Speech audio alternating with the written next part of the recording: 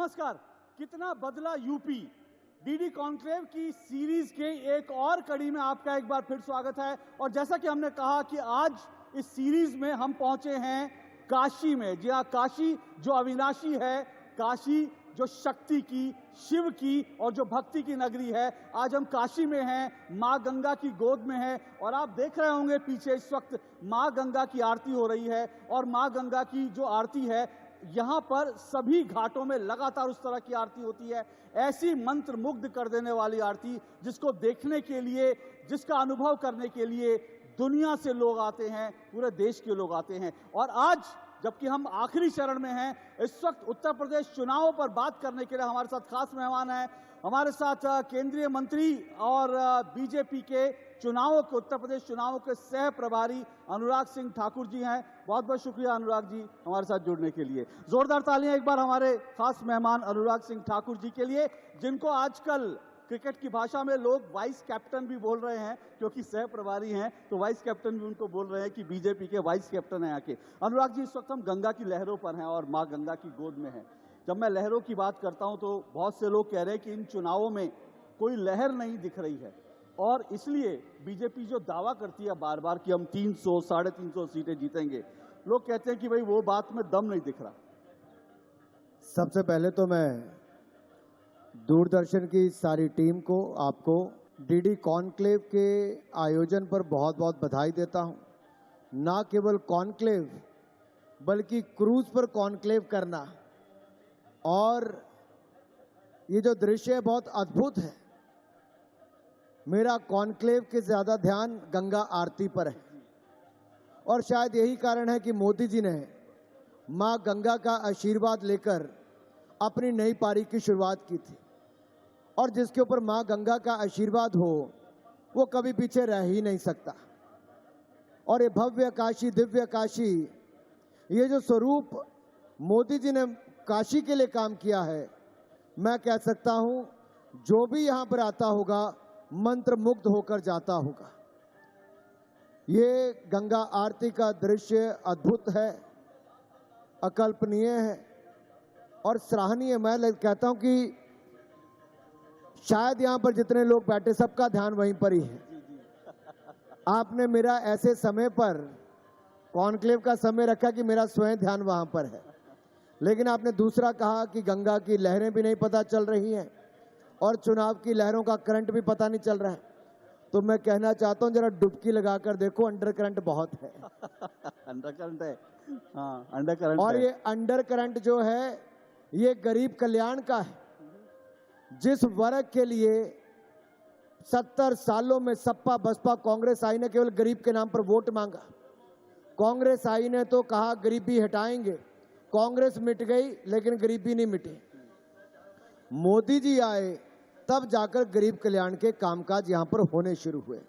और मैं कह सकता हूं बहुत गंभीरता के साथ हमने गरीबों के कल्याण के लिए कार्य किया है और आगे भी करेंगे। और आप एक बहुत बड़ा वर्ग यहां पर देखोगे कि जो इस चुनाव में बहुत मुखर नहीं है, लेकिन पोलिंग बूथ पर जाकर कमल का बटन ही दबाता है, क्योंकि उसको पता है उत्तर प्रदेश को जो दूसरे नंबर का राज्य बनाया, 9वें नंबर से दूसरे स्थान पर पहुंचाया, ये मोदी जी, योगी जी ने पहुंचाया है। अब नंबर 1 यूपी बनाने का काम भी मोदी जी और योगी जी ही करेंगे। पर अनुराग जी, एक तो ये कि आरती, आपका समय ऐसा हुआ कि जब आरती चल रही थी और आपका आगमन उसी समय हुआ, इसीलिए आपका जो सेशन है वो उस आरती के साथ जुड़ गया। तो ये माँ गंगा की आपको आशीर्वाद हो सकता है। लेकिन जब आप अंडर करंट की बात कर रहे हैं तो अंडर करंट दरअसल पता नहीं चलता। तो सपा वाले कह रहे हैं हमारा अंडर करंट है, आप कह रहे हो आपका अंडर करंट है, कैसे पता चले किसका अंडर करंट है?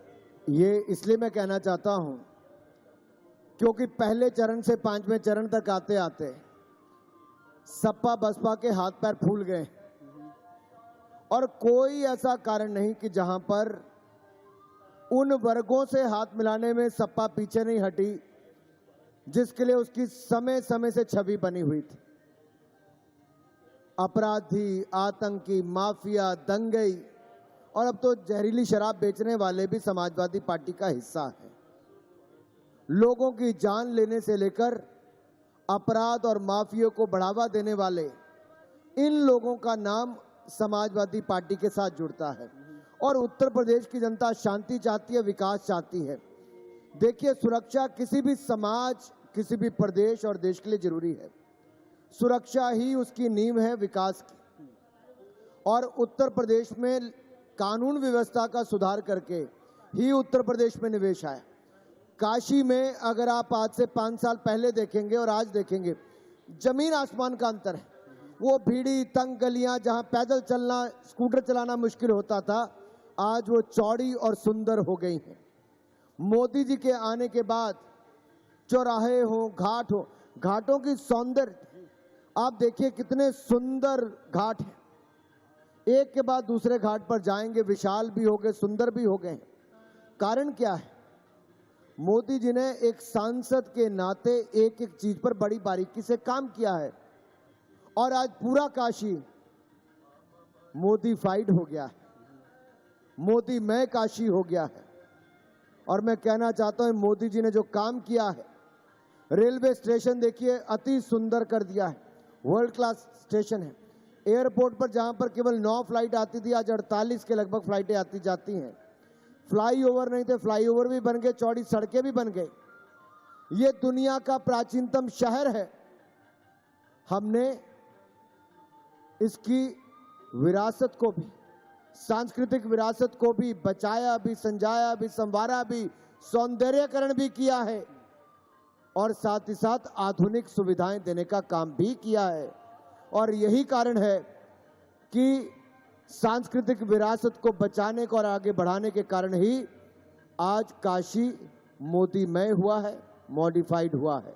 पर आप कह रहे हैं काशी मोदीमय हुआ है, लेकिन ममता जी आ रही हैं, काशी में आ रही हैं और वो अखिलेश जी के लिए, जयंत जी के लिए वोट मांगने आ रही हैं और उनका सपोर्ट करने आ रही हैं। कोई आपको खतरा दिखता है? क्योंकि बंगाली भी यहाँ पर काफी बड़ी तादाद में है, बांग्ला भाषी। ममता जी वही हैं जिन्होंने पश्चिम बंगाल के चुनाव में उत्तर प्रदेश के लोगों को कहा था कि उत्तर प्रदेश के लोग गुंडे हैं। ये ममता बनर्जी जी ने कहा। और जो गुंडों को समर्थन करने वाले अखिलेश जी सबसे पहले लेने चले जाते हैं। मैं ममता जी से कहना चाहता हूं, उत्तर प्रदेश के लोग ईमानदार हैं, मेहनती हैं। राष्ट्र निर्माण में सबसे बड़ी भूमिका निभाने वालों में से उत्तर प्रदेश की जनता है, जिन्होंने अपने राज्य के अलावा राज्य से बाहर जाकर भी भारत के निर्माण में भूमिका निभाई है।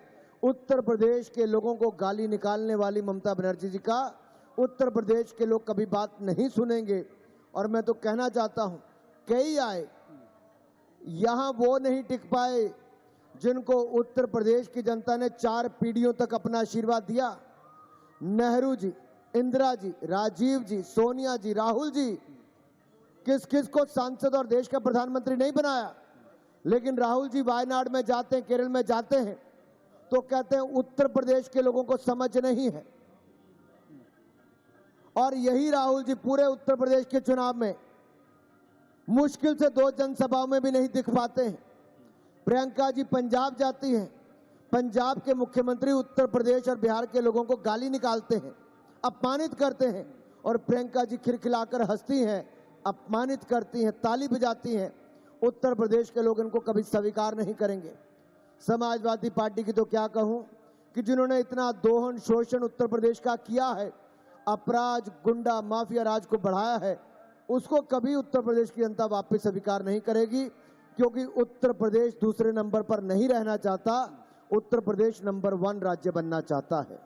आपने अभी घाटों की बात की। मैं एक बार आपसे, क्योंकि आप यहाँ पर बहुत बार आए होंगे, इसलिए मैं आपसे जानना चाहूंगा खास करके, आज आपको क्या, ये आरती तो लोग कहते हैं कि आरती पहले भी यहाँ होती थी, इस तरह से यहाँ पर गंगा आरती हमेशा होती थी, ये घाट पहले भी थे, आज आपको क्या बदलाव दिखता है जिसकी आप लगातार बात करते हैं? ये दृश्य बहुत खूबसूरत है, इसमें कोई दो राय नहीं, लेकिन बदलाव क्या है? मुझे लगता है दूरदर्शन को पुरानी क्लिपिंग्स निकालनी चाहिए और दिखाना चाहिए तुलना करके, मोदी जी के आने से पहले काशी क्या थी और इस काशी में इतना बड़ा बदलाव मोदी जी के आने से क्या हुआ। और इसीलिए उत्तर प्रदेश के लोगों के मन में मोदी जी बसते हैं। मोदी जी ने जो किया है वो कोई कल्पना नहीं कर सकता। मैं पिछली बार जब आया और मैं जब सुबह के 4:30-5 बजे भैरों के दर्शन करने गया तो दर्शन करने के बाद बाहर आया तो कुल्हड़ पे चाय पी रहे थे जी। कुल्हड़ की चाय पीते पीते वहां पर कर्नाटक की कुछ बहनें, कुछ भाई, बड़ा परिवार। तो मैंने उनसे पूछा आपको क्या अनुभव लगा? उन्होंने कहा हम आज से 7 साल पहले भी आए थे, हमें लगा कितना बदलाव मोदी जी लाए होंगे। तो उन्होंने कहा हम इस गली में भी आए, बाकी भी जगह गए, हम सोच ही नहीं सकते कि 5-7 वर्षों में पिछले 200 साल का बदलाव लाने का काम मोदी जी ने 5 वर्षों में किया होगा। घाट चलने के लायक नहीं होते थे, वो इतने सुंदर बना दिए हैं कि आप उसकी कल्पना नहीं कर सकते। ये जो ब्यूटिफिकेशन है, जो आप यहाँ पर लाइटिंग देख रहे हैं, घाटों की सफाई देख रहे हैं, नए पत्थर लगा देख रहे हैं, पीछे बदलते बदलते घाटों के रंग देख रहे हैं। अगर आप कैमरा थोड़ा सा दूसरी तरफ घुमाएंगे और आपका एक क्रूज आहिस्ता आहिस्ता घूमता जाएगा तो आपके दर्शकों को पता चलेगा कि कैसे इसके रंग बदल रहे हैं। ये जो सुंदर है, देखिए पीछे रंग बदल रहे हैं, घाट सुंदर है। यहाँ पर कतारें लगी होती हैं गंगा आरती को देखने की। लोग पप्पू की दुकान पर चाय पीने जाते हैं। आपने पप्पू बोला, मैं थोड़ा घबरा गया। आपने कहा पप्पू की नहीं, अड़ी की बात करिए आप वो पप्पू, आप एक पप्पू के कारण बापू को बन रहे, बाप के पप्पुओं को मत भूलिए। नहीं, मैं पप्पू की अब ऐसा है, मैं जब गोरखपुर था तब गोरखपुर के पप्पू के गोलगप्पे बहुत अच्छे थे, यहाँ पे पप्पू की चाय बहुत अच्छी है। तो मैं तो ये कहना चाहता हूं, हर जगह उत्तर प्रदेश में कुछ ना कुछ ऐसा है जो दुनिया उसको देखने आती है, उसका एक इतिहास है। और कहीं ना कहीं 1 डिस्ट्रिक्ट 1 प्रोडक्ट को लेकर मोदी जी ने जो काम किया है, उसके कारण जो बहुत सारी चीजें खत्म होती जा रही थी, वो अब उन जिलों की अपनी पहचान बनी है। ये अपने आप में बहुत बड़ी बात है। मैं बांदा गया, वहां के पत्थर जब उसको तलाशते हैं तो उसका पत्थर ही सारी दुनिया भर में मशहूर हो गया है। आप जाइए बाकी जगह, कहीं का आंवला है, कहीं का पटका है, कहीं का कुछ और है, तो हर जगह की एक अपनी पहचान बनी। बनारसी साड़ी जो कहीं ना कहीं मृत होती चली जा रही थी, जो हाथ से बुनने वाली सिल्क का था, वो अपने आप में एक नई पहचान उसकी बननी चाह रही है। कुछ ना कुछ नया हर जिले के साथ जुड़ता गया, रोजगार स्वरोजगार के अवसर बनते गए। अनुराग जी, क्योंकि मैं फिर गंगा की बात आती है, हम माँ गंगा की आरती पीछे चल रही है, मैं ऑपरेशन गंगा पे आना चाहता हूँ माँ गंगा से, क्योंकि अभी अखिलेश जी ने बहुत गंभीर एक बात कही है। उन्होंने सीधा सीधा कहा कि वहाँ पर हमारे बच्चे फंसे हुए हैं, सरकार उनको निकाल नहीं पा रही है। ऐसा इसलिए क्योंकि सरकार में जो लोग बैठे हैं वो बच्चों का दर्द नहीं जानते। वो कह रहे हैं उनके खुद के बच्चे, उनका इशारा योगी जी की तरफ है, उनका इशारा मोदी जी की तरफ है। कह रहे हैं जो बच्चों का दर्द नहीं जानते, इसलिए सरकार ने इन बच्चों को छोड़ दिया उनके हाल पर। जहां पर मैं हूं, एक और मां गंगा की आरती चल रही है और दूसरी ओर ऑपरेशन गंगा चल रहा है। भारत के एक एक स्टूडेंट को जीवित सुरक्षित वापस लाने के लिए हर संभव प्रयास चल रहा है। युद्ध की स्थिति में से किसी दूसरे देश में से भारत के नागरिकों को निकाल कर लाना अपने आप में एक बहुत बड़ी चुनौती है जी। और ये पहली बार नहीं, इससे पूर्व में भी प्रधानमंत्री मोदी जी के नेतृत्व में कई बार करने का काम किया है। कहीं पे अर्थक्वेक आया, कहीं पे युद्ध चल रहा था, तो वहां से भी भारतीय नागरिकों को कुशलतापूर्वक सुरक्षित निकालने का हमने काम किया है। और अब तक भी हजारों बच्चों को कमर्शियल फ्लाइट्स, जो प्राइवेट चार्टर करके वो भी, और अब एयरफोर्स की फ्लाइट्स का उपयोग करके भी बच्चों को निकालने का हमने काम किया है। हजारों बच्चों को निकाला है। लेकिन कुछ जगह ऐसी हैं जहां पर बच्चे फंसे भी हुए हैं, उनको निकालने का प्रयास किया जा रहा है। समय समय पर पिछले 1 महीने में 7 बार एडवाइजरी जारी की गई कि कब क्या क्या करना है, निकलने के लिए कहा गया। और जब युद्ध छिड़ गया उसके बाद भी हजारों बच्चों को सुरक्षित निकालने का काम भारत सरकार के कई केंद्रीय मंत्री अलग अलग देशों के बॉर्डर्स पर हैं। बच्चे जब आ रहे हैं तो उनका स्वागत करते हैं, उनका पेपर वर्क करने के लिए अधिकारियों को लगाया गया है, फ्लाइट्स मैनेज करवाई जा रही हैं, फ्लाइट्स के माध्यम से यहाँ पर भेजा जा रहा है, उनकी रहने की, खाने पीने की, मेडिकल की सुविधाएं दी जा रही है। और बहुत सारे वीडियोस ऐसे बाहर आए कि बच्चों ने कहा हम कल्पना नहीं कर सकते कि युद्ध के समय भी इतनी शानदार सुविधाएं भारत सरकार ने देने का काम किया हो। ये हमारा प्रयास है। हो सकता है कहीं थोड़ी बहुत कमी भी रही हो, लेकिन कोई ये नहीं कह सकता कि थोड़ा सा भी प्रयास में कोई कमी रही हो। मोदी जी स्वयं दिन में कई बार मीटिंग्स लेते हैं, हर स्टेक होल्डर्स के साथ मीटिंग ली जाती है, बच्चों को सुरक्षित निकालने के लिए हर संभव प्रयास किया जाता है। और ये वो लोग आरोप लगाते हैं जो आपदा के समय भी उत्तर प्रदेश में नहीं रहे, जो जनता में भ्रम फैलाते रहे। वो ये कहते रहे कि ये मोदी जी की वैक्सीन है, भाजपा की वैक्सीन है। वो स्वयं तो जाकर विदेशों में वैक्सीन लगवाते होंगे या नहीं भी लगवाते होंगे, लेकिन गरीब जनता को जो मुफ्त में वैक्सीन मिलनी थी उसके लिए भी भय और भ्रम की स्थिति पैदा करते थे। लेकिन उत्तर प्रदेश की जनता ने और देश की जनता ने, उत्तर प्रदेश में 29 करोड़ से ज्यादा वैक्सीन लग गई और देश में 180 करोड़ से ज्यादा वैक्सीन लगाने का काम हुआ, जो पूरी दुनिया में कहीं नहीं हुआ। ये मोदी जी ने करके दिखाया है। इसको हम सीना ठोक कर कहते हैं कि भारत के लोगों ने मोदी जी पर विश्वास किया है, भारत के वैज्ञानिकों पर विश्वास किया है। लेकिन आप कह रहे हैं कहीं कोई कमी रह गई, पर एक बच्चे की जान चली गई दुर्भाग्य से, और वो भी यूपी चुनाव में मुद्दा बन गया है, क्योंकि सीधा सीधा विपक्ष कह रहा है कि जो नवीन की जान गई बीजेपी जिम्मेदार है, बीजेपी चुनाव प्रचार में लगी हुई है, उनकी तरफ ध्यान नहीं दे रही। इस तरह के आरोप लगाए जा रहे हैं। देखिए, किसी भी व्यक्ति के परिवार का कोई भी सदस्य खोता है, बहुत दुखद घटना है, और मैं और आप यहाँ पर बैठकर संवेदना प्रकट करें, इससे ज्यादा मैं ये भी कहता हूं, और उस परिवार के साथ तो है ही है, our heart goes out for that. किसी का भी बच्चा गया, हमें भी उतना ही दर्द है, लेकिन आप ये नहीं कह सकते प्रयासों में कमी थी। हर बच्चे को वापस लाने के लिए हर संभव प्रयास किया गया।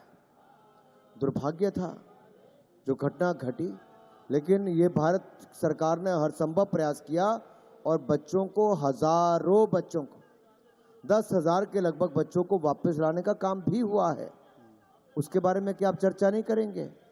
ये किया गया है, आगे भी करेंगे, हर संभव प्रयास करेंगे। एक बात और कि मैं जहां से शुरू किया था, क्योंकि चुनाव का अंतिम दौर है और हमारे सेशन का शीर्षक भी है चुनाव का अंतिम दौर, हवा का रुख किस ओर। जैसे आपने कहा कि शुरू में कहा कि नहीं, हम बीजेपी अच्छी मार्जिन से सत्ता में आएगी, बीजेपी कॉन्फिडेंट है, लेकिन एक बात बार बार उठती है कि 7 चरणों का चुनाव है। इन 7 चरणों में हमने देखा कि बार बार मुद्दे बदलते रहे, कोई एक ऐसा मुद्दा नहीं जो डोमिनेट करे एक मुद्दे को। एक बार फिर से ये मुद्दा लगता है आतंकवाद पर आखिर में आते आते आ गया, क्योंकि अभी नड्डा जी ने कहा कि जो आतंकवादियों का साथ देते हैं उनको वोट मत दो। शुरू में 80-20 बात हुई थी, तो क्या आपको लगता है आतंकवाद या 80-20 ऐसे करके पोलराइज करने की कोशिश हुई इन चुनावों को? क्या देखिए, मुझे लगता है इस सवाल को बड़ी गंभीरता से लेना चाहिए। अखिलेश जी तब क्यों नहीं बोलते या प्रियंका जी तब क्यों नहीं बोलती जब अहमदाबाद बम धमाकों में 59 लोगों को में से 38 को फांसी की सजा और 11 को ताउम्र कैद की सजा दी जाती है, और उसमें मास्टरमाइंड जो है वो आतंकी का पिता समाजवादी पार्टी से उसके तार जुड़े हैं। अखिलेश जी चुप रहते हैं। शराब बेचने वाला रंगेश यादव अखिलेश यादव का साथी पाया जाता है, अखिलेश यादव चुप रहते हैं। वो अखिलेश यादव जी की पार्टी के नेता का भांजा है, उनके सांसद के घर पे रहता है, जहरीली शराब बेच के जान लेता है, अखिलेश यादव चुप रहते हैं। आतंकी 26 लोगों की जान, सैकड़ों को घायल करते हैं, फांसी की सजा होती है, अखिलेश यादव चुप रहते हैं। समाजवादी पार्टी का नेता दलित की बेटी का अपहरण करता है, हत्या करता है, अखिलेश यादव चुप रहते हैं। अखिलेश यादव जी की सूची पर जेल और बेल वाले आते हैं, अखिलेश यादव जी चुप रहते हैं। मुजफ्फरनगर से मऊ तक दंगे करने वाले अखिलेश यादव जी के समर्थक, वो दंगई सपाई, ये साथ में दिखाई देते हैं, अखिलेश यादव जी चुप रहते हैं। एक शब्द पूरे चुनाव में नहीं बोलते, 5 चरण बीत जाते हैं। मेरा सवाल अखिलेश यादव जी से, बोलती बंद क्यों है? बोलती बंद इसलिए है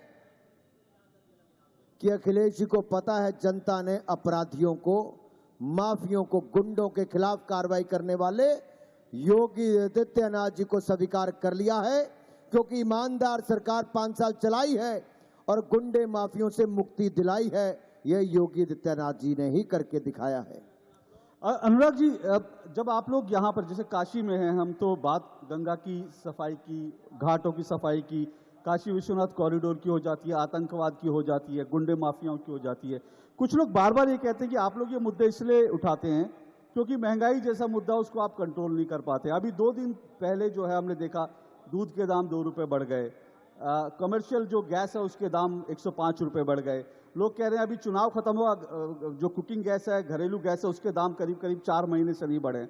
पेट्रोल के दाम 100 दिन से नहीं बढ़े, लेकिन लोग कहते हैं जैसे ही 10 तारीख रिजल्ट आएंगे घरेलू गैस के दाम बढ़ जाएंगे और पेट्रोल के दाम बढ़ जाएंगे। महंगाई को आप कंट्रोल नहीं कर पाते, इसलिए आप भावनात्मक मुद्दे उठा देते हैं। मुझे लगता है अशोक जी थोड़ा सा अध्ययन आपको और करना चाहिए था, केवल विपक्ष का सवाल नहीं पूछना चाहिए था। यूपीए की सरकार में 10 साल में अगर आप देखेंगे, मैं केवल 13-14 का ही आंकड़ा बता दूं चुनाव से पहले का, उस समय तो चुनाव थे, 12.5% महंगाई दर थी। मोदी जी की सरकार में पहले 5 साल में 4%, 4.25% महंगाई दर रही। और अभी की भी आप देखेंगे, आपदा के समय जब डिसरप्शन है सप्लाई चेन की, जिसके कारण आज भी बहुत सारे उद्योग और सप्लाईज बराबर नहीं चल पाई। 3 फेस ऐसे आए जहां पर उद्योग बंद हुए या नहीं चल पाए पूरी तरह से, सप्लाई पूरी तरह से नहीं कर पाए, उसका एक असर पड़ा है। ये वॉर चली है तो अंतरराष्ट्रीय स्तर पर क्रूड प्राइसेस $100 से ज्यादा पे चले गए। ये मेरे और आपके हाथ में नहीं है, लेकिन मेरे और आपके हाथ में क्या है कि केंद्र और प्रदेश की सरकारें अपना टैक्स थोड़ा कम करें।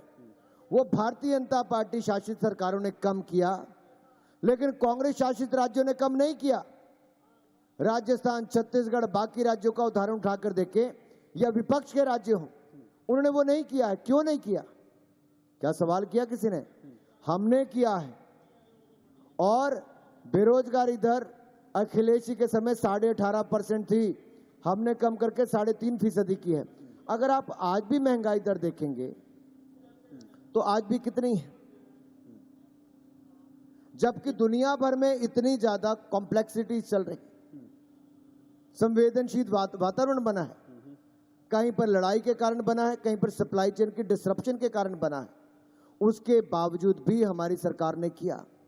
आज भी जो आंकड़े आए, जीएसटी कलेक्शन 1,30,000 करोड़ रुपया 28 दिन के फरवरी महीने की है, यानी कि 4 महीने ऐसे गए आपदा के समय भी जहां पर 1,30,000 करोड़ से ज्यादा की जीएसटी कलेक्शन हुई, 9.25% ग्रोथ रेट आया। आपदा के समय जो मोदी जी ने कदम उठाए, उसके कारण ही भारत दुनिया की बड़ी अर्थव्यवस्थाओं में से एक ऐसी अर्थव्यवस्था है जो सबसे तेजी के साथ आगे बढ़ रही है, और हम इसको आगे भी निरंतरता से जारी रखेंगे। तो आजकल बीजेपी में सब भगवा हो गए हैं, सब भगवा भगवा कर रहे हैं। और शायद जिस तरह से अखिलेश यादव जी की पत्नी डिम्पल जी ने कहा, क्या ये उसका असर है? जया जी ने कहा भगवा को लेकर, योगी जी के कपड़ों को लेकर, क्या उसका असर है कि आप सब लोग भगवा पे बड़े ऑफेंसिव हो गए एकदम से? ऑफेंसिव की बात नहीं है। मैं सोचता हूं कुछ लोग क्या जानबूझकर ऐसा अपराध करते हैं कि नासमझी है। इसका उत्तर आपको ढूंढना होगा, उत्तर प्रदेश की जनता को ढूंढना होगा। जो बिंदी, सिंदूर, चूड़ी का अपमान करते हैं, तिरस्कार करते हैं, वही तिरंगे का अपमान भी करते हैं, क्योंकि तिरंगे की शान भी भगवा है, सूर्योदय का रंग भी भगवा है, महाराणा प्रताप और शिवाजी महाराज के झंडे का रंग भी भगवा है, स्वामी विवेकानंद के कपड़ों का रंग भी भगवा है। मैं भी भगवाधारी हूं, हम सब भगवाधारी हैं। एक दिन के अंदर 24 घंटों से कम समय के अंदर सोशल मीडिया पर 60 करोड़ के लगभग इंप्रेशंस आना, ये अपने आप में दिखाता है कि भगवे की ताकत क्या है। और जब जब जिसने सनातन संस्कृति पर प्रहार करने का प्रयास किया, उनको मुंह तोड़ जवाब ही मिला है। जिन्होंने मंदिरों को ध्वस्त करने का प्रयास किया, उनको मुंह तोड़ जवाब ही मिला है। अरे ये लोग तो कभी काशी विश्वनाथ धाम न बनने देते, ये तो मोदी जी का आगमन हुआ, काशी की जनता ने सांसद चुना, 5 वर्षों में वो कर दिखाया जो पिछले 200 वर्षों में नहीं हुआ। काशी विश्वनाथ धाम दुनिया के प्राचीनतम शहर को प्राचीनता तो बनाए ही रखा, सांस्कृतिक धरोहर को भी बचाए रखा, संजोया भी, संवारा भी, सौंदर्यीकरण भी किया और साथ साथ आधुनिकीकरण का करने का भी काम किया, यानी कि आधुनिक सुविधाएं देने का काम भी किया है। ये है मोदी मॉडल। इसलिए मैंने कहा कि मोदीफाइड हो गया है, यही मोदी मॉडल है। आज मैं जहां होटल में रुका हूं, मैं सुबह नाश्ते के बाद उठने लगा तो 3 लोग साथ वाले टेबल पे बैठे थे, 4 कुर्सियां लगी थी। मैं आपको फोटो भेजूंगा। उन्होंने मुझे रिक्वेस्ट की कि मुझसे 2 मिनट बात कर सकते। मैंने कहा मैं आपके टेबल पे आ जाता हूं। उन्होंने कहा साहब हम 3 लोग भाई हैं। मैं ऐसे बैठ के तीनों बैठे हुए थे। एक ने कहा मैं फौजी हूं, रिटायर होके कर्नाटक में बस गया हूं, बेंगलुरु में। ये मेरा भाई ये इंग्लैंड में रहते हैं, दूसरा भाई यूएस में रहते हैं। तो मैंने कहा यहाँ कहाँ आए थे? कहते महाशिवरात्रि का पर्व था और काशी ना आए, विश्वनाथ धाम बन गई, उसको देखने ना आए। तो मैं कहा कैसा एक्सपीरियंस रहा? कहते कल्पना नहीं कर सकते कि ये हुआ है, पर कहते आश्चर्य नहीं हुआ। मैं कहा क्यों? कहते 2014 में जब आम चुनाव थे तब हम तीनों भाई 7 दिन के लिए गुजरात गए कि मोदी मोदी मोदी मोदी बड़ा हो रहा है, ये मोदी जी का मॉडल क्या है गुजरात में, चल के देखते हैं। कहते हमने हफ्ता भर वहां पर लगाया, तो उसके बाद हमने तय किया था हम अपना वोट भी और बाकी लोगों का वोट भी रिश्तेदारी में दोस्तों को सबको बोलेंगे कि मोदी जी को डालिए। तो जो सबसे बड़ा भाई फौजी था उन्होंने अपना फोन निकाला, स्मार्टफोन, और उसमें से एक एक फोटो करके स्लाइड करके दिखानी शुरू की। एक 1965 या 70 में उन्होंने कहीं पे फोटो राष्ट्रपति जी का स्केच बना के उस पर ऑटोग्राफ लिए थे। उसके बाद कहा मैंने अब जाकर 40-50 वर्षों के बाद अब जाकर किसी का स्केच बनाया है और अब इनके ऑटोग्राफ लेना चाहता हूं। आप कल्पना कीजिए एक रिटायर्ड फौजी जो 75-70 साल का होगा, उसको इस उम्र में भी ये कहने से झिझक नहीं हुई कि काशी में जो मोदी जी ने किया है वो दुनिया के लिए एक रोल मॉडल बने हैं, और पूरे उत्तर प्रदेश के लिए जो किया है उसने भारत के विकास को भी 4 चांद लगाने का काम किया है। अनुराग जी, एक दो छोटे छोटे आखिरी सवाल, क्योंकि हम मोदी जी की बात हो रही है, उनकी कॉन्स्टिट्यूंसी में हम हैं और आप मोदी में काशी की बात बार बार कर रहे हैं। अखिलेश जी की क्या इस बात के लिए तारीफ करेंगे? क्योंकि ऐसा लग रहा है कहीं कि वो बड़े स्ट्रैटेजी से चुनाव लड़ रहे हैं। जब शुरू में काशी विश्वनाथ धाम का लोकार्पण हुआ था तब उन्होंने प्रधानमंत्री जी के लिए एक बहुत ही गलत शब्दों का इस्तेमाल किया था। प्रधानमंत्री जी की एक तरह से मौत की कामना करी थी उन्होंने, इस तरह का उन्होंने शब्द कहे थे। लेकिन उसके बाद उन्हें समझ में आ गया कि मोदी जी के खिलाफ इस तरह से बोलना उल्टा पड़ जाएगा। उसके बाद चुनाव में लगातार वो मोदी जी पर प्रहार करने से बच रहे हैं, योगी जी पर प्रहार कर रहे हैं। क्या आपको, अब तो गदा भी उठा लिया उन्होंने, अखिलेश जी ने त्रिशूल भी उठा लिया है, तो आपको लगता है कि वो थोड़ा स्ट्रैटेजी बदली है, उसके लिए तारीफ करेंगे उनकी? अशोक जी, अगर गदा और त्रिशूल उठा लिया तो क्या रामलला के दर्शन कराए? काशी आकर क्या भगवान शिव के दर्शन कर लिए? किए? बताइए ना आप अपने दर्शकों को, किए नहीं किए? अभी तक तो नहीं है जानकारी में कि वो गए।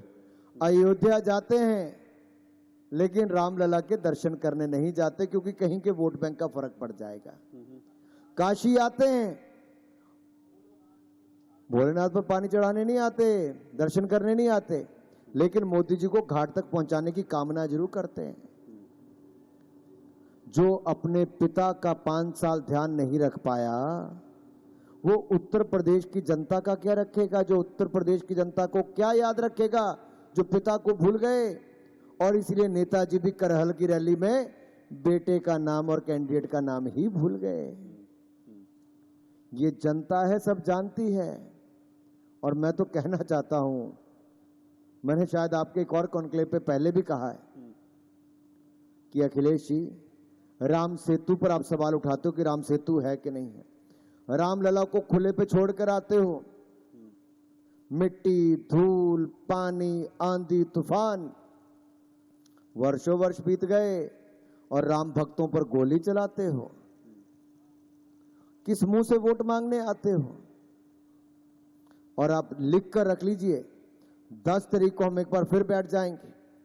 मैंने कहा था कि अखिलेश जी याद रखिए कि जिन्होंने राम भक्तों को भूना, जनता कर देगी उनका ईवीएम सुना, और कर दिया है। ये रिजल्ट बताएंगे कि भाजपा एक बार फिर 300 पार करके दिखाएगी। कमल का फूल ही उत्तर प्रदेश में खिलने वाला है। ठीक है अनुराग जी, चलते चलते ये बता दीजिए कि आप महादेव की नगरी में हैं और साथ साथ ये भी कि कल महाशिवरात्रि थी, आप बाबा के दर्शन करके आए और आपने उसके बाद कहा कि भाई होली महादेव संग होली, क्या मांगा महादेव से आपने? दुनिया भर में शांति बने रहे, सब लोग स्वस्थ रहें, भारत मोदी जी के नेतृत्व में और आगे बढ़े, ये सबकी कामना दिल में रहती है। और मुझे लगता है आप भी जब ईश्वर के सामने जाते होंगे तो कहीं ना कहीं विश्व में शांति बने रहे, हर कोई चाहता है। देखिए, आपदा के समय बहुत संकटमय समय से हम लोग गुजरे हैं। ये शायद ये ईश्वर की ही कृपा थी और कहीं ना कहीं मोदी जी के हाथ में देश की बागडोर थी कि लाखों लोगों की जिंदगी बचाने का काम आपदा के समय हुआ, क्योंकि किसी को भूख से नहीं मरने दिया। 80 करोड़ हिंदुस्तानियों को 2 साल तक 5-5 किलो अनाज मुफ्त में देने का काम किया है, दुनिया का कोई देश नहीं कर पाया। 180 करोड़ वैक्सीन मुफ्त में लगाने का काम किया। 31,000 करोड़ पर महिलाओं के खाते में, जनधन योजना के खातेधारकों के खाते में डालने का काम किया। 3 करोड़ वृद्ध विधवा दिव्यांग के खाते में 3,000 करोड़ पर डालने का काम किया है। और यही नहीं, 5 लाख करोड़ रुपया emergency credit line guarantee scheme के माध्यम से देश के उद्यमी व्यापारियों को बगैर किसी गारंटी के, बगैर किसी कोलेट्रल के, यानी कि ना किसी का घर गिरवी रखा ना जमीन गिरवी रखी, उनको 5 लाख करोड़ रुपया बैंकों से कम ब्याज दर पे दिलाया। इनकम टैक्स का रिफंड समय से पहले कराया, टीडीएस टीसीएस में कटौती की, ऐसे बहुत सारे कदम उठाए, पीएलआई की स्कीम्स लाए, तब जाकर भारत बचा भी, उद्योग भी बचे, रोजगार स्वरोजगार के अवसर भी बढ़े और दुनिया भर में भारत की अर्थव्यवस्था तेजी से आगे बढ़ रही है। इसी तरह से उत्तर प्रदेश में केंद्र की परियोजनाओं को बहुत सफलता के साथ और स्थानीय योजनाओं को भी योगी जी ने यहां पर लागू किया। देखिए, 5 सालों में 43 लाख गरीबों को पक्के मकान बनाकर दिए। 70 साल में नहीं हुआ, योगी जी ने 5 साल में किया। हर घर को बिजली, हर गांव को बिजली देने का मुफ्त में काम किया। 1 करोड़ 86 लाख बहनों को रसोई गैस का सिलेंडर उज्ज्वला में दिया। 15 करोड़ लोगों को 5 लाख का इलाज आयुष्मान भारत में मुफ्त में दिया। और तो और उत्तर प्रदेश के 15 करोड़ लोगों को महीने में 2 बार मुफ्त में राशन देने का काम किया है। उत्तर प्रदेश में 15 मेडिकल कॉलेज थे 70 साल में, 5 सालों में 59 मेडिकल कॉलेज। अब हर जनपद में एक अत्याधुनिक अस्पताल और मेडिकल कॉलेज हम बनाने जा रहे हैं। केवल एक एक्सप्रेस वे था, 5 बना दिए। पूर्वांचल एक्सप्रेस वे भी, आप गोरखपुर गए होंगे, आप तो यहाँ पर शायद बाय रोड ही बनारस तक चल के आए, से बाय रोड तो आपने अनुभव किया होगा, मात्र 5 सालों में बना कर दिया है। यही नहीं, 21,000 किलोमीटर सड़क बनाई। और तो और गांव गांव में स्कूलों का जो कायाकल्प किया है वो अपने आप में देखने लायक है। कुछ लोग तो ऐसे हैं, दिल्ली में केवल एडवर्टाइजमेंट ही देते हैं। 4 साल से 20,000 कमरे, 20,000 स्कूल के कमरे, पता नहीं 80,000 कमरे कब तक हो गए होंगे, वो 20,000 की ऐड ही नहीं जाती उन लोगों की। लेकिन काम जमीन पे क्या होता है, आपको उत्तर प्रदेश में आकर देखना चाहिए। तो मतलब आपने महादेव से जीत का आशीर्वाद नहीं मांगा, क्योंकि आपकी वाइस कैप्टनसी जो है उसकी प्रतिष्ठा दांव पर है। जीत का आशीर्वाद तो मैं उत्तर प्रदेश की जनता से पिछले 6 चरणों में लगातार मांगता आ रहा हूं और उत्तर प्रदेश के देवी देवताओं से यही अनुरोध करूंगा कि देश को आगे बढ़ाने के लिए उत्तर प्रदेश का आगे बढ़ना बहुत जरूरी है। उत्तर प्रदेश योगी जी के नेतृत्व में और देश मोदी जी के नेतृत्व में शानदार काम कर रहा है और दुनिया भर के लोग भारत की ओर देख रहे हैं। चाहे वो वैक्सीन सप्लाई की बात थी, वैक्सीन मैत्री के माध्यम से, या दवाइयों की सप्लाई की बात थी। आप देखिए, आपदा से पहले भारत में पीपी किट बनती नहीं थी, हम दुनिया के ऊपर निर्भर थे। मास्क भी बाहर से इंपोर्ट होते थे और यहां तक कि oxygen concentrator, PSA oxygen plant तक नहीं थे। मोदी जी का नेतृत्व देखिए और आत्मनिर्भर भारत की सोच देखिए। केवल 2 महीनों के अंदर भारत की जनता ने 10 लाख पीपी किट 1 महीने में बनाने की क्षमता बना ली। देश को भी दिया, दुनिया भर को भी सप्लाई किया। मास्क भी बनाया, दुनिया भर को भी दिया। पीएसए ऑक्सीजन प्लांट, पूरे देश भर में हजारों प्लांट खड़े कर दिए, ऑक्सीजन की कमी कहीं ना हो। वैक्सीन 180 करोड़ से ज्यादा लगाई। ये शायद समय कोई भूल नहीं पाएगा जी। इसकी चर्चा आप नहीं करते, विपक्ष नहीं करता, क्योंकि सबको पता है मोदी जी, योगी जी की बहुत बड़ी उपलब्धि है। कोई राशन की बात नहीं करता। आप याद करिए 1916 में जब आपदा आई थी, तब करोड़ों लोगों की मृत्यु हुई थी, करोड़ों लोगों की। जितने बीमारी के कारण मरे थे, पैंडेमिक के कारण, उससे कई गुना ज्यादा भूखमरी के कारण मर गए थे। एक उदाहरण ऐसा बताइए पिछले 2 साल में कोई भूख के कारण मरा हो। ठीक है, ये संवेदनशील सरकार है मोदी जी की, गरीब कल्याण के लिए समर्पित है। लेकिन आपके या बाकी पत्रकार मित्रों के सवाल आते हैं, क्या ये जाति के लोग आपको वोट देंगे, क्या ये धर्म के लोग आपके वोट देंगे? मैं तो ये कहूंगा 2014, 2017, 2019 हर जाति धर्म के लोगों ने भाजपा को वोट दिया, तभी जाकर पूर्ण बहुमत मिला है, तभी जाकर उत्तर प्रदेश से 73 सीटें हम जीते, लोकसभा में 80 में से, और उत्तर प्रदेश में 325 सीटें जीते 403 में से। और मैं कह सकता हूं इस बार फिर 300 पार करेंगे, क्योंकि मोदी योगी जी ने जाति धर्म से उठकर बढ़ाया है सम्मान, सबसे पहले गरीब कल्याण, इसी मूल मंत्र के साथ काम किया है और सबका कल्याण, गरीब कल्याण करने का काम किया है। चलिए सर, 10 तारीख का इंतजार है बड़ी बेसब्री से, और बहुत बहुत शुक्रिया। लेकिन मैं आपको ये बता दूं, आपने कहा कि वैक्सीन की बात नहीं करते, तो हम डीडी न्यूज पर हमने वैक्सीन को लेकर लगातार एक लंबा अभियान चलाया, ताकि देश में वैक्सीन को लेकर लोगों के मन में दुर्भावना ना हो, लोगों के मन में कोई गलत बात ना हो, और वैक्सीन ज्यादा से ज्यादा लोग लगाएं। कोरोना में कैसे रहना है, मास्क को लेकर हमने उसका लगातार अभियान चलाया, और आप अपने मंच पर आते तो ये बातें जाहिर तौर पर होती हैं। अशोक जी, मैंने ये बात इसलिए याद करवाई, मैं 2 मिनट का समय और लूंगा। देश में ऐसे बहुत सारे उदाहरण देखने को आए कि राजस्थान में, जहां पर मुख्यमंत्री जी का, अशोक गहलोत जी का अपना जिला है, कुछ और जिले हैं, वहां पर डस्टबिन में वैक्सीन फेंकी हुई थी, बर्बाद कर दी गई। अरे लोग वैक्सीन का इंतजार कर रहे थे, वो बर्बाद कर रहे थे, क्योंकि भारत सरकार मुफ्त में दे रही थी। पंजाब में वही प्राइवेट अस्पतालों को देकर हजारों रुपए में बेचने का काम हो रहा था। पंजाब में वेंटिलेटर भी कूड़े, वेंटिलेटर जो पीएम केयर से दिए गए लोगों की जान बचाने के लिए, उसको स्टोर में डालकर मिट्टी खाने के लिए फेंक दिया गया। क्यों? क्योंकि शायद किसी को कमीशन उस पर नहीं मिली होगी। मुफ्त में मोदी जी ने किसी के गरीब की जान बचाने का काम किया। क्या आपदा के समय भी कुछ लोग कमीशन देख रहे थे? कुछ लोग किसी की जान से ज्यादा अपने पैसे की कमाई को ज्यादा देख रहे थे। यही सोच का अंतर है। हमने आपदा के समय भी हर भारतीय की जिंदगी को बचाने का काम किया, भारत की अर्थव्यवस्था को बचाने को और आगे बढ़ाने का काम किया। और मैं आज आपको विश्वास दिलाता हूं कि जो योगी जी ने यहां पर काम किया है और मोदी जी ने देश में किया है, ये दुनिया भर में सक्सेस स्टोरीज में, इतिहास में नाम लिखा जाएगा। माइक्रो कंटेनमेंट जोन जो उत्तर प्रदेश में बनाए गए, आपदा के समय भी योगी जी अपने पिताजी को देखने अस्पताल नहीं गए, बल्कि उत्तर प्रदेश के हर जिले में जाकर वहां के प्रबंधन को देख रहे थे। कोविड मैनेजमेंट को, माइक्रो कंटेनमेंट जोन को, लोगों को वहीं तक रोका गया जहां पर पॉजिटिव थे, नहीं तो 25 करोड़ की आबादी में वो हो जाता जो केरल और महाराष्ट्र में हुआ। आप आंकड़े उठाकर देखिए, इन 2 राज्यों की हालत क्या थी।